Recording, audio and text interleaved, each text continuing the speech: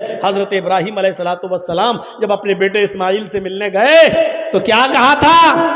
اسماعیل علیہ السلام شکار کھیلنے کے لیے گئے ہوئے تھے جنگل میں، بیوی نکل کے آئیں، دیکھا ایک بڈھا کھڑا ہے، کہا السلام علیکم، کہا وعلیکم السلام، کہا اسماعیل کہاں ہیں؟ کہا وہ تو جنگل میں گئے شکار کرنے۔ کہا اچھا بیٹا یہ بتاؤ کہ گھر میں گزر بسر کیسی چل رہی ہے؟ تو اسماعیل علیہ السلام کی بیوی نے کہا بہت بری کنڈیشن ہے، صبح کھا لو تو شام کو نہیں ملتا، شام کو کھا لو تو صبح نہیں ملتا، بہت برا حال ہے۔ حضرت ابراہیم علیہ السلام نے کہا ٹھیک ہے بیٹا کوئی بات نہیں، وہ آ جائیں جب تمہارے پتی گھر میں تو ان سے کہنا کہ ایک بوڑھا آدمی آیا تھا، اس نے تم کو سلام کہا ہے، اور دوسری بات اس نے یہ کہی ہے کہ گھر کی چوکھٹ ٹھیک نہیں ہے، گھر کی چوکھٹ بدل دو۔ چوکھٹ سمجھتے ہیں نا، دروازے پہ جو سامنے لگی ہوتی ہے چوکھٹ، کا گھر کی چوکھٹ بدل دو۔ اسماعیل کی بیوی کہتی بڈھا سٹیا گیا، گھر کی چوکھٹ تو ٹھیک ہے، وہ کہہ رہا ہے کہ ٹھیک نہیں ہے، ارے ہوا بھی آتی ہے گرمی میں، سردی میں دھوپ بھی آتی ہے، گرمی میں ہوا بھی آتی ہے، اور بڈھا کہہ رہا ہے گھر کی چوکھٹ ٹھیک نہیں ہے۔ شام کو اسماعیل علیہ السلام جب گھر پہ آئے تو پوچھا، بیوی نے کہا کوئی بڈھا آیا تھا، کہا اچھا، انہوں نے سلام کہا۔ اسماعیل سمجھ گئے کہ ہاں یہ میرے باپ، اچھا سلام کہا، کہاں، اچھا اور کیا کہا؟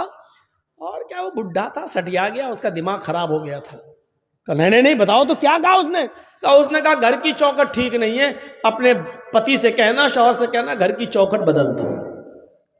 کہا میری بیوی گھر کی چوکھٹ بدلنے کو کہا؟ کہاں، کیوں، کیا کچھ پوچھا تھا اس نے؟ کہا پوچھا تھا گھر میں گزر بسر کیسا چل رہا، تو میں نے بتا دیا بہت برا، صبح کھا لو تو شام کو بھوکی سوتی ہوں، شام کو کھا لو تو صبح بھوکی اٹھتی ہوں، ایک ٹائم کھا لو ایک ٹائم ملتا ہی نہیں ہے، تو جو تھا گھر کا حال وہ بتا دیا۔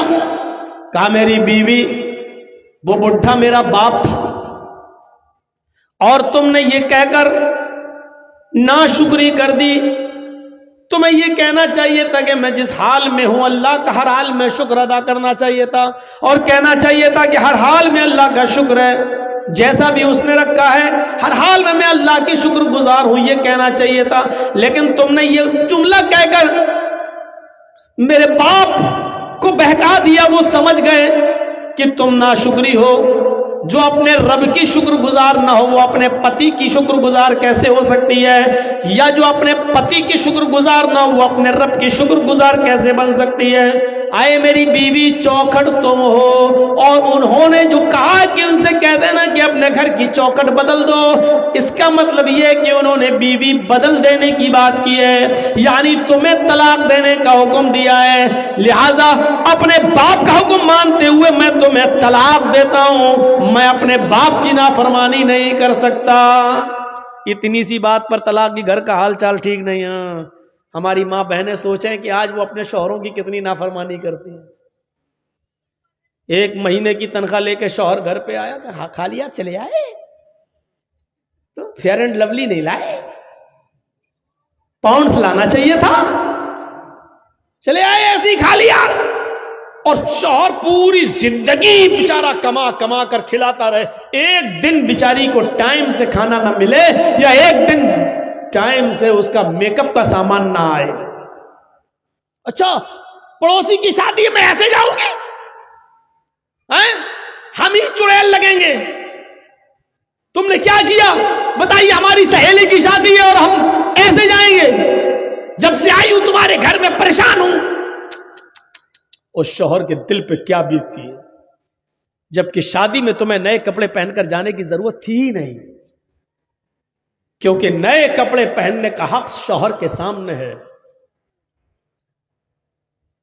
یہ عورتوں کی پتہ نہیں کون سی عادت ہے، نئے کپڑے اور اچھے کپڑے گھر میں رکھے رہیں گے، گھر میں وہ بھنگن بن کر رہیں گی۔ کبھی جاؤ گھر میں، صبح سے شام تک نوکری کرو اور آفس سے گھر واپس جاؤ تو دیکھو کچن میں گھسی ہوئی ہے، سلوار گھسی ہوئی ہے، برتن مانج رہی ہے، قریب جاؤ تو پسینے کی بدبو آ رہی ہے،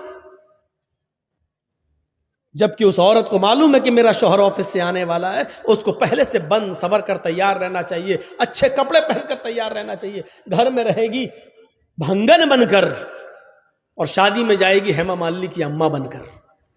عجیب دستور ہے، شوہر لا رہا ہے، کما رہا شوہر، اور دیکھ رہے پڑوسی۔ دیکھ رہے گاؤں والے، دیکھ رہے محلے والے.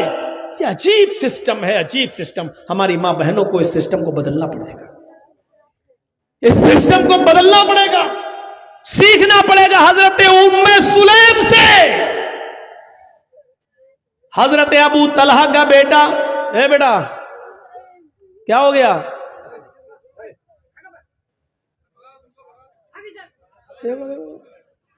ارے کیا ہوا؟ پیشاب لگ رہا تو جاؤ نا، کہ یہی کرو گے؟ جاؤ جاؤ، شادی ہو گئی تمہاری؟ تب کس لیے جا رہے ہو یار؟ کوئی بڑا آدمی جائے تو چلو شادی شدہ ہے جا رہا ہے، گھر آرڈر نہیں ہوگا بیوی کا، یہ بیچارہ بچہ جا کے کیا کرے گا؟ اور جا رہا تو آیا کیوں؟ ایک جلسہ میں تو 80 سال کا بڈھا اٹھ کے جانے لگا. ہم نے کہا اب کیا کرو گے چاچا گھر میں جا کر؟ اب تو چاچی بھی تمہارا انتظار نہیں کر سکتی بیچاری. تو بیچ میں مت اٹھا کرو بھائی، پیچھے سے اٹھ جاؤ کوئی دقت نہیں ہے، سامنے سے اٹھتے ہیں تو ہم کو تھوڑا سا اچھا نہیں لگتا. تو یہ ام سلیم کو دیکھیے آپ، ابو طلحہ کا بیٹا ام سلیم کا بیمار رہتا تھا، روزانہ خیر خیریت پوچھتے تھے. ایک دن دیر سے آئے اور بچے کا انتقال ہو گیا. سوچئے بچے کا انتقال. میری ماں بہنوں تم اس واقعے کو سنو، یہ تمہارے مطلب کا واقعہ ہے. شوہر ذرا دیر سے گھر سے کام سے آئے، تھکے ہوئے تھے، سیدھے روم میں چلے گئے. ام سلیم نے محلے کی عورتوں سے کہہ دیا کہ میرے بیٹے کا انتقال ہو گیا، لیکن اس کی خبر میرے پتی کو، میرے شوہر کو میرے علاوہ کوئی دوسرا نہیں دے گا. تم جاؤ میرے گھر میں بھیڑ مت لگاؤ.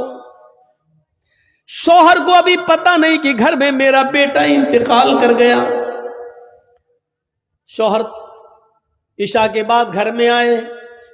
گھر میں آتے ہی پوچھا بیوی سے، ام سلیم، کہا جی کیا ہوا؟ بیٹا کیسا ہے؟ کہا الحمدللہ، اور دنوں کی بنسبت آج بچے کو بہت آرام ہے.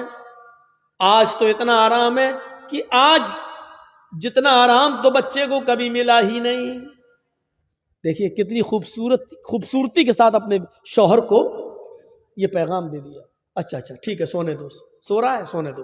ٹھیک ہے، تب اس کو جگانا ٹھیک نہیں ہے، سو رہا. کہا ٹھیک ہے آپ نہا دھو لیجئے، فریش ہو جائیے، میں کھانا لگاتی ہوں. محلے کی کسی بھی عورت کو آنے نہیں دے رہی ہیں، اور شوہر کی سیوا دیکھو اس حال میں کہ بغل کے روم میں بیٹے کی لاش ہے، بغل کے روم میں بیٹے کا جنازہ رکھا ہوا ہے، بغل کے کمرے میں بیٹے کی روح کا جسم پڑا ہوا ہے. تصور کرو میری بہنوں، میری ماؤں، کھانا کھلایا اچھی طریقے سے، شوہر نے کھانا کھایا. ام سلیم بھی اپنے شوہر کے ساتھ کھانا کھا رہی ہیں، اور کھانا کھانے کے بعد ام سلیم نے میک اپ کیا، خوشبو لگائی. عورت خوشبو لگا سکتی ہے لیکن گھر کے اندر، گھر کے باہر تو وہ ڈابر آنولا کا تیل بھی لگا کر نہیں نکل سکتی ہے. گھر کے باہر اگر جاتی ہے تو میک اپ تو بہت دور کی بات، خوشبو اور پرفیوم تو بہت دور کی بات، خوشبودار کوئی چیز بھی استعمال نہیں کر سکتی ہے. اگر کسی تیل میں سینٹ آتا ہے، خوشبو آتی ہے، تو وہ تیل بھی لگا کر گھر سے باہر نہیں نکل سکتی ہے. کوئی بجنے والی چیز بھی پہن کر گھر سے باہر نہیں نکل سکتی ہے. چوڑیاں جو کھنکھناتی ہیں اور چلیں تو آواز کریں، وہ گھر سے باہر نکلتے وقت تو چوڑیاں بھی نہیں پہن سکتی ہے. پائل جو چلتے وقت جو پائلوں کی چھنکار اور اس کی آواز اور اس میں لگے ہوئے گھنگروؤں کی آواز اگر آتی ہے تو وہ ایسی پازیب اور ایسی پائل اور ایسے گھنگرو بھی نہیں پہن سکتی ہے. یاد رکھیے میری بہنوں، میری ماؤں، میری بیٹیوں، سوچئے گا ضرور اور غور کیجئے گا کہ لپسٹک، کریم، پاؤڈر تو بہت دور کی بات ہے، گھر سے نکلنا ہے تو خوشبودار تیل لگا کر بھی نہیں نکل سکتی ہے.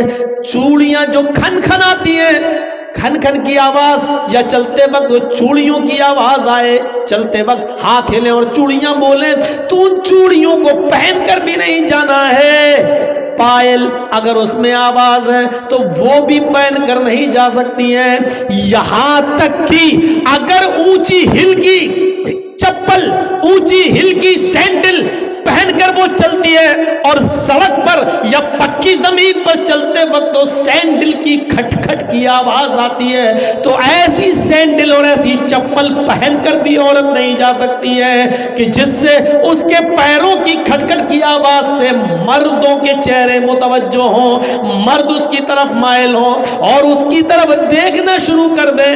ایسی چپل بھی نہیں پہننا ہے۔